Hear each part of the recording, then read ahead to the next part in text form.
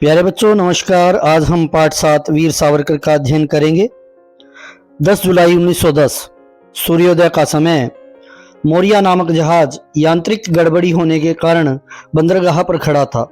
कोई यंत्र में गड़बड़ी हो गई थी जिसके कारण जहाज वहां पर, बंदरगाह वो स्थान होता है जहां पर समुद्री जहाज आकर ठहरते हैं। कारीगर उसे दुरुस्त यानी सही करने में लगे थे। एक प्रवासी युवक विचार मग्न था। प्रवासी किसी दूसरे देश से आया। निश्चिंत रहना उसके लिए नामुमकिन था क्योंकि वह अंग्रेजों के बंधन में था। 2 पहरेदार लगातार उस पर नजर रखे हुए थे। मुझे शौच के लिए जाना है, बंदी ने पहरेदार से कहा। पहरेदार उसे जहाज के शौचकूप में ले गया। शौचकूप में ऊपर शीशा लगा हुआ था। शौचकूप टॉयलेट करने का स्थान। पहरेदार उस शीशे में से उस पर नजर रखे थे।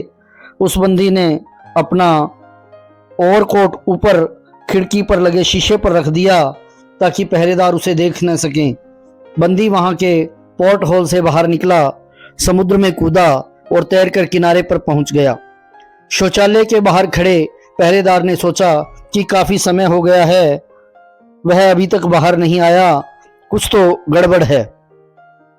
पहरेदार ने जहाज के ऊपर चढ़कर देखा कि युवक समुद्र में कूद गया था। वह शोर मचाने लगा, बंदी भाग रहा है, पकड़ो पकड़ो। तभी सारे जहाज में शोर मच गया। भागने वाले बंदी का नाम था सावरकर।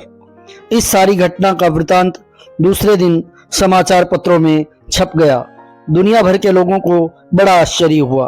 तो प्यारे बच्चों, इसी बात पर इसे लाइक जरूर करें और जिन्होंने अभी तक चैनल को सब्सक्राइब नहीं किया सब्सक्राइब कर लें और शेयर जरूर करें अपने दोस्तों के साथ ताकि वो भी इसका लाभ उठा सकें, वो भी इस पाठ के प्रश्नों उत्तरों को कर सके। महाराष्ट्र के नासिक जिले के बंगूर नामक गांव में 28 फरवरी 1883 को पंत सावरकर के घर में एक बालक का जन्म हुआ जिसका नाम विनायक रखा गया। तो सावरकर के बचपन का नाम जो रखा गया था प्यारे बच्चों वो विनायक रखा गया था। विनायक के बड़े भाई का नाम गणेश था। विनायक जब 9 वर्ष के थे तब उनकी माता का निधन हो गया। उन्होंने नासिक में शिक्षा ग्रहण की। सन 1897 में महारानी विक्टोरिया ने ध्वजारोहण उत्सव को संपूर्ण भारत में मनाने का निश्चय किया। महाराष्ट्र में प्लेग की बीमारी फैली होने के कारण उत्सव मनाने के निर्णय को सुनकर जनता भड़क उठी। इसका प्रभाव चाफेकर बंधुओं पर पड़ा और उन्होंने 2 अंग्रेजों को मार दिया। तो उस समय हमारा देश अंग्रेजों का गुलाम था प्यारे बच्चों। तो 1897 में महारानी विक्टोरिया ने ध्वजारोहण का जो उत्सव है वह मनाने का निश्चय किया। तो जनता भड़क उठ गई क्योंकि उस समय चारों ओर प्लेग की बीमारी फैली हुई थी और विद्रोह स्वरूप 2 अंग्रेजों को चाफेकर बंधुओं ने मार दिया। अंग्रेजों ने चाफेकर को फांसी पर चढ़ा दिया। इस बलिदान की अमिट छाप सावरकर बंधुओं पर पड़ी।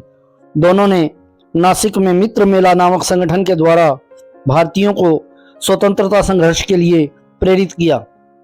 वे पढ़ाई के साथ साथ स्वतंत्रता की अलख जगाने के लिए संघर्ष करते रहे। तो उस समय ऐसा समय था कि युवा, बच्चे, वृद्ध अपना काम करने के साथ साथ स्वतंत्रता आंदोलन के लिए कुछ न कुछ जरूर करते थे। नासिक उत्सव के बाद भारत सरकार ने बंगाल का विभाजन कर दिया। भारतीय क्रांतिकारियों ने विदेशी वस्तुओं का बहिष्कार किया। विनायक ने भी विदेशी वस्त्रों की होली जलाई जिसके परिणाम स्वरूप उन्हें विद्यालय से निकाल दिया गया। फिर भी उन्होंने मित्रों की सहायता से शिक्षा को जारी रखा। अंतिम परीक्षा उन्होंने प्रथम श्रेणी में उत्तीर्ण की। तो प्यारे बच्चों, जिंदगी में कोई भी समस्या है लेकिन आपकी शिक्षा नहीं रुकनी चाहिए। शिक्षा को कभी मत रोकना और कैसे भी हालात हों पूरे मन लगा के पढ़ना, क्योंकि शिक्षा ही एक ऐसा माध्यम है जो आज आपकी स्थिति है उससे आपको छुटकारा दिला सकती है। तो ये हम सावरकर जी की जीवनी से सीख सकते हैं। लंदन का इंडिया हाउस भारतीय स्वतंत्रता संग्राम को प्रोत्साहित करने वाली संस्था थी। यह बुद्धिमान विद्यार्थियों को छात्रवृत्तियां प्रदान करती थी। इसके लिए सावरकर ने प्रार्थना पत्र दिया जो स्वीकार कर लिया गया। अतः सावरकर 1906 में शिक्षा प्राप्ति के लिए लंदन चले गए। उन्होंने स्वतंत्रता की भावना को जागृत करने के लिए 1857 की क्रांति नामक पुस्तक लिखी। सावरकर पुस्तक छपाई का प्रयास करने लगे लेकिन सफल नहीं हुए। पुस्तक की प्रतियां गुप्त रूप से भारत में भेजी जाने लगी। इस संबंध में सावरकर पर मुकदमा चलाया गया और उन्हें कारावास की सजा सुनाई। भाभी के पत्र से सावरकर को बाबा राव के पकड़े जाने व काले पानी की सजा की जानकारी प्राप्त हुई, जिससे भारतीय आग बबूला हो गए। लंदन में मदन लाल ढींगरा ने इसका बदला लेने का निश्चय किया। हलचल पर निगाह रखने वाले अंग्रेज अधिकारी को गोली से उड़ा दिया, जिसके परिणाम स्वरूप मदन लाल ढींगरा को फांसी दी गई। अंग्रेज सरकार ने अनेक कार्यकर्ताओं को पकड़ लिया। सरकार समझ गई कि इन सब के पीछे सावरकर का हाथ है, अतः अंग्रेज सरकार ने सावरकर पर मुकदमा दायर कर दिया। भाई बाबा राव को अंडमान के कारावास में भेज दिया गया। इस कारण सावरकर की लंदन में रहने की इच्छा नहीं रही। विपरीत परिस्थितियों में भी बैरिस्टर यानी वकालत की परीक्षा में सफल रहे। जब ये भारत लौट रहे थे तब लंदन के विक्टोरिया स्टेशन पर इन्हें पकड़ लिया गया और अंग्रेज अधिकारी की हत्या का आरोप लगा दिया गया। मेरिया जहाज में बंदी होने पर वे समुद्र में कूद पड़े और तैरकर फ्रांस के भूभाग पर पहुंच गए। वहां पहरेदारों द्वारा उन्हें पकड़ लिया गया। भारत में सावरकर पर मुकदमा चला और उन पर आरोप लगाए गए कि ये लोगों को भड़काकर अंग्रेजों की हत्या करवाते हैं। इन आरोपों के तहत जब 2 आजन्म कारावास की सजा सुनाई गई तब सावरकर ने कहा, ओह, अंग्रेजों को भी हिंदुओं की पूर्व जन्म की कल्पना मान्य है। 2 आजन्म कारावास की सजा सुनाना ही इसका प्रमाण है। तो उन्होंने कहा कि 2 जन्मों की मुझे सजा सुनाई गई है, इसका मतलब अंग्रेज भी ये मानते हैं कि पुनर्जन्म होता है, जो कि हिंदू मान्यता के अंदर है। सावरकर को एक दिन कारावास में अपने बड़े भाई के दर्शन हुए, लेकिन वे आपस में बोल नहीं सकते थे। उन्होंने पहरेदार की सहायता से चिट्ठी भेजी और सावरकर ने हाथों की हथकड़ियों को टकराकर एक सांकेतिक भाषा में बोलने का आभास करवाया। यही भाषा सभी कैदियों को मुक्त कराने की माध्यम बनी। तो एक कोड लैंग्वेज उन्होंने शुरू की हथकड़ियों को टकराकर, और बाद में सभी कैदियों को मुक्त करवाने के लिए यही भाषा जो है काम आई। सावरकर का सभी कैदियों के प्रति सद्व्यवहार था, अच्छा व्यवहार था। सावरकर जन्मजात कवि थे। कारावास में रहते हुए भी उन्होंने काव्यों की रचना की। काव्य रचना लोहे की कील से दीवार पर लिखकर कंठस्थ करते थे, याद करते थे। उन्होंने अनेक काव्यों की रचना की, यथा जैसे कमला, महासागर आदि। सन 1919 में सावरकर से मिलने के लिए उसके छोटे भाई तथा उसकी पत्नी आए। सावरकर को मुक्त कराने के लिए चारों ओर से दबाव आने लगे और अंत में अंग्रेज सरकार को झुकना पड़ा। 1921 में बाबा राव को मुक्त किया गया तथा सावरकर को भारत लाया गया और 1922 में इन्हें मुक्त कर दिया गया, लेकिन जिले से बाहर जाने पर प्रतिबंध लगा दिया गया। 1924 से 1938 तक ये रत्नागिरी जिले में बंदी रहे। उनकी पत्नी यमुनाबाई भी इनके साथ रही। उनके प्रभात नामक कन्या तथा विश्वास नाम का पुत्र हुआ। सावरकर का विवाह 1901 में हो गया था, लेकिन लगभग 23 वर्ष तक इन्होंने अकेले जीवन व्यतीत किया। सरकार की अनुमति से वे वापस नासिक आ गए। वहां जनता ने उन्हें 1 लाख रुपए भेंट किए। समाज सेवा में उन्होंने तन मन धन अर्पण कर दिया। उन्होंने रत्नागिरी में पतित पावन मंदिर की स्थापना की और उसका उद्घाटन शंकराचार्य द्वारा करवाया। सभी भेदभाव को भुलाकर लोग एक जगह बैठकर भोजन कर सकें, इसके लिए सहभोज कार्यक्रम का आयोजन किया गया।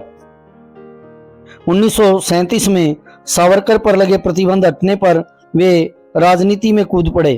उन्हें हिंदू महासभा का अध्यक्ष निर्वाचित किया गया। सावरकर के अनुयायियों ने 1960 में मृत्युंजय दिवस मनाया और उनको जेल में जहां रखा गया था वहां स्मरण फलक लगवाकर, यानी एक यादगार तख्ती लगवाकर, जैसे नेम प्लेट होती है या जैसे आप देखते हैं कहीं कोई दान का कमरा बनवाता है तो वहाँ पर एक प्लेट लगवा देता है कि ये कमरा इनकी यादगार में इन्होंने बनवाया है। तो इसी तरह का एक स्मरण फलक लगवाकर उसे राष्ट्रीय स्मारक घोषित किया गया। 1965 में सावरकर को अप्रतिम स्वातंत्र्यम वीर के सम्मान से नवाजा गया। उन्होंने भारतीय इतिहास के 6 स्वर्णिम युग पृष्ठ नामक वृहद ऐतिहासिक ग्रंथ लिखा। इसके द्वारा भारतीयों में स्वाभिमान जागृत करने 26 फरवरी 1966 को इनका देहावसान हो गया। इन्होंने गृहस्थ जीवन की अपेक्षा स्वतंत्रता प्राप्ति को सर्वोपरि माना और अंत समय तक इसकी रक्षा के लिए प्रयासरत रहे। तो प्यारे बच्चों, ये था हमारा अध्याय वीर सावरकर कि किस तरह उन्होंने स्वतंत्रता आंदोलन में अपना योगदान दिया। चलिए अब इनके प्रश्नों को देखते हैं। तो पहला प्रश्न है, वीर सावरकर का जन्म कब और कहाँ हुआ? महाराष्ट्र के नासिक जिले के भंगूर नामक गांव में 28 फरवरी 1883 को पंत सावरकर के घर में वीर सावरकर का जन्म हुआ। अगला प्रश्न, सावरकर और उनके बड़े भाई का नाम बताइए। सावरकर का नाम विनायक रखा गया, उनके बड़े भाई का नाम गणेश था। अनुकूल परिस्थितियों के न होने पर भी सावरकर ने अंतिम परीक्षा में कौन सा स्थान प्राप्त किया? अनुकूल परिस्थितियां नहीं थी, अंग्रेजों के हम गुलाम थे, वो विदेश में थे और अंग्रेजों की उन पर पैनी नजर थी, फिर भी उन्होंने कौन सा स्थान प्राप्त किया ये देखते हैं। अनुकूल परिस्थितियों के न होने पर भी सावरकर ने अंतिम परीक्षा में प्रथम स्थान प्राप्त किया। वीर सावरकर मेरिया नामक जहाज से किस प्रकार बच निकले? वीर सावरकर मेरिया नामक जहाज पर शोध जाने का बहाना करके पहरेदारों को चकमा देकर पोर्ट होल से बच निकले। वीर सावरकर ने कौन कौन सी पुस्तकें लिखी? वीर सावरकर द्वारा लिखी गई पुस्तकें, पहली पुस्तक है 1857 की क्रांति और दूसरी पुस्तक है भारतीय इतिहास के 6 स्वर्णिम पृष्ठ। वीर सावरकर जन्मजात कवि थे, टिप्पणी कीजिए। वीर सावरकर जन्मजात कवि थे। कारावास में रहते हुए भी उन्होंने काव्यों की रचना की। काव्य रचना लोहे की कील से दीवार पर लिखकर कंठस्थ यानी याद करते थे। उन्होंने अनेक काव्यों की रचना की, जैसे कमला, महासागर आदि। तो अगला प्रश्न देखते हैं मेरे बच्चों, भारतीय इतिहास के 6 स्वर्णिम पृष्ठ पुस्तक का भारतीयों पर क्या प्रभाव पड़ा? इसके द्वारा भारतीयों में स्वाभिमान की भावना जागृत हुई। सावरकर की मंदिर निर्माण के पीछे क्या भावना थी? सभी भेदभाव को भुलाकर लोग एक जगह बैठकर भोजन कर सकें, इसके लिए वीर सावरकर ने मंदिर निर्माण करवाया और सहभोज कार्यक्रम का आयोजन किया।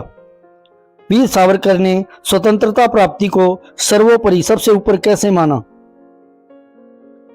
वीर सावरकर ने गृहस्थ जीवन की अपेक्षा स्वतंत्रता प्राप्ति को सर्वोपरि माना और अंत समय तक उसकी रक्षा के लिए प्रयासरत रहे। सन 1965 में सावरकर को कौन से सम्मान से नवाजा गया?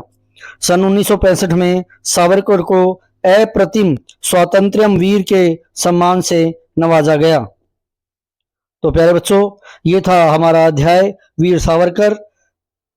इसे लाइक जरूर करें और अपने दोस्तों के साथ शेयर करें, और जिन्होंने चैनल को सब्सक्राइब नहीं किया है वो अभी इस चैनल को सब्सक्राइब अवश्य कर लें। जो अध्यापकगण इस वीडियो को देख रहे हैं वो अपने छात्रों में इसे अवश्य शेयर करें ताकि वो भी इसका लाभ उठा सके। तो मिलते हैं प्यारे बच्चों अगले अध्याय में शीघ्र ही।